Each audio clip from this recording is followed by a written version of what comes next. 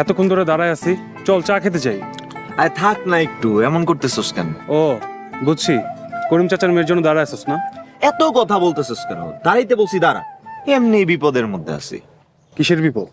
আরে জানোস না, বাসা থেকে বিয়ের জন্য প্রেসার দিতেছে, আবার মেয়েরেও দেখতে যাইতে বলতেছে।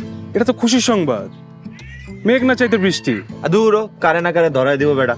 আমি কি ওই মেয়ারে ছাড়া অন্য কোনো মেয়ারে পছন্দ করতে পারবো নাকি? আপাতত তুই দেখতে যা, দেখতে গেলেই তো আর বিয়ে হইতেছে না। তুই ঠিক কইতেছস? আমি কখনো ভুল বলছি?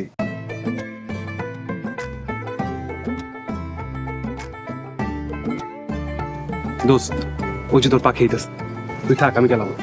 এই দাঁড়া দোস্ত, ভাই খুব ডেঞ্জারাস, আমার একা ভয় করে। তুই থাক প্লিজ।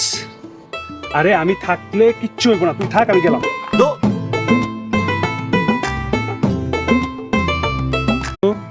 এতক্ষণ ধরে দাঁড়ায় আছি, চল চা খেতে যাই।